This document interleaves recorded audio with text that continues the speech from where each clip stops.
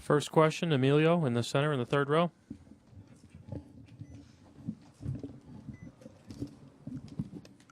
Yes, guys, I have one question for you, each of you.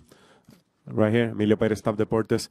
Steph, what happened to your shooting tonight? Do you feel it was Cleveland's defense, or it was just an off night for you? And then for Livingston, talk to me about the level of confidence you show here tonight. And do you feel that Cleveland doesn't have a matchup for you in the series? Yeah, I missed some shots and didn't get a rhythm, but you know, the way that they defended, I'll be able to find some adjustments for game two. Not worried about that. Just really proud of the way that everybody contributed. You don't win championships without the entire squad coming in and making an impact on games. And the way obviously Shaun came in, was so composed, got to his spots, had that confidence, knock him down. Andre the same way. LB. That's why we're here. Everybody having an impact on our team and the game. Third row on your right. Steph, over here. Tariq Majedi, Afghanistan basketball. There was a moment late in the game where you hit a three. You turned around and you threw your mouthpiece. Can you explain your emotions there? And second question, what's the deal? Do you have a second one there, or do you clean it? I mean, my wife would kill me if I put that back in my mouth. Yeah, I was just frustrated missing open shots and turning the ball over. Not playing the way I should up until that point. But you make a shot, you just let out that aggression. But our athletic trainer Drew Yoder has plenty in the holster for me, so I don't throw him too often, but he's got my back. Tim Kawakami, Mercury. Shaun, do you sense or you see when Steph and Clay are struggling, and at some point are you saying, I got to take some shots, I got to hit some shots? Or did you just feel better with your shot tonight? Yeah, it's all a feel. Just being aggressive when we're out there. They command so much attention, especially Steph off the pick and roll. So we try to make ourselves available for him. And be able to make plays, relieve pressure for him, because all it takes is one shot to go in. We know that. Same for Clay, and they get rolling fast. And Shaun, you made 11 total field goals in the last series, 7 games. You made 8 tonight. What's the difference there? Just the adjustments. I think I took the same shots last series, but it's just staying confident in my shot, understanding my game, where the shots are going to come from. And trusting it. Scott over here, third row. Scott Howard Cooper from NBA.com. Shaun, you've had a lot of big moments for this team in nearly 2 full seasons, but given the stakes from last game, the Game 7, the big play you made with the dunk, big full game tonight of a contribution, are these the biggest moments that you've had, you think, with the Warriors?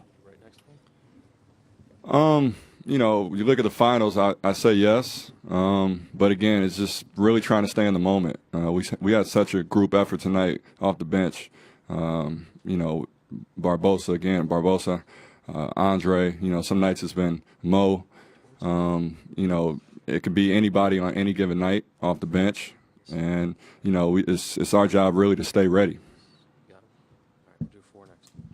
Over here on this side, Jay. Jay Don, ESPN. Steph, we're used to your teammates feeding off you.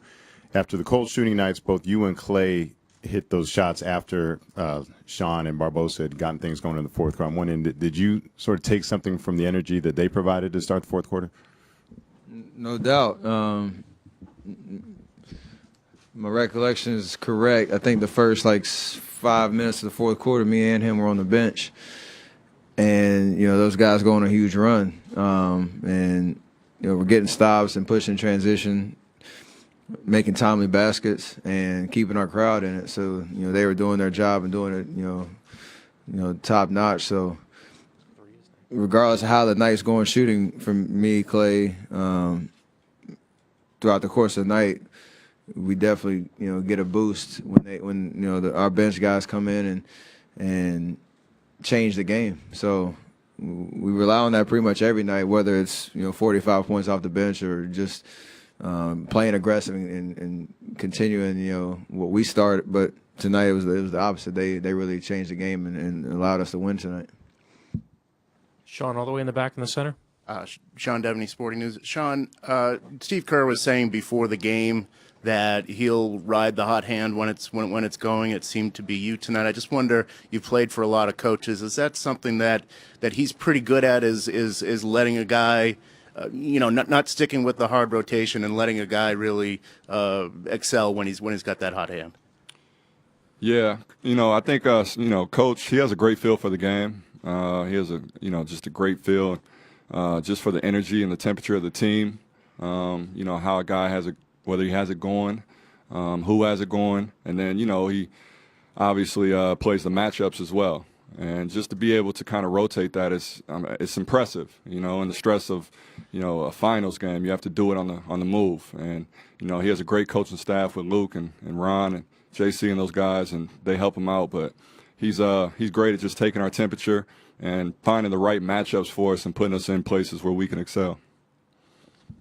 Okay, go ahead on the right side. Steph, it looked like they were running a lot of different guys at you. Was there anything you hadn't seen? Is there anything you haven't seen? And were you surprised at all that you had LeBron matched against you a few times? No, nothing I haven't seen, and something when I go back and look at the film, I kind of rushed in certain spots. It was a little indecisive, but the X's and O's were pretty much kind of standard with how they guard the pick and roll.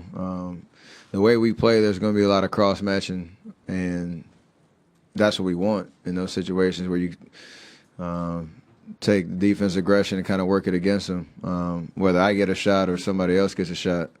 So we did a good job of kind of sticking with that plan, and over the course of the game, not turning the ball over was huge as a team. I did a lot of that, but getting a pretty good shot on every possession and making them work regardless of who's guarding who. Mark over here. One for each of you. Steph, Mark Schwartz, ESPN. Over the last 5 days, we've watched your teammate Andre Iguodala make clean strips of Russell Westbrook, Kevin Durant, LeBron James, Kyrie Irving. How does he do that, and how does he not foul when he does do that? He's amazing. Ever since he's been with us, I know me and Draymond talk about it all the time. We're on the bench, we watch it. It's unbelievable. He always, has great timing, great hand-eye coordination, and obviously his wingspan, works to his advantage to be able to close that space up. But he's really uncanny the way that he can do it without fouling. And for the most part, I think like 99% of the time he really doesn't foul, and sometimes the refs kind of might miss it because of how good he is and how consistent he is at doing it every single time. So, he knows that's the strength of his, and he waits for the right moments and attacks. Shaun, you spent a lot of time on the court all year with Leandro Barbosa. Tonight, he looked like the Brazilian Blur. Is he still the Brazilian Blur? BB. That's him, BB. He hasn't lost it. He's still aggressive. He's, it's amazing, obviously, to see him continue to, speed around guys like that at his age, playing all those years in the NBA. Unfortunately, I had to guard him when he was younger and in Phoenix, and he was, he's still fast to this day. So it's very impressive.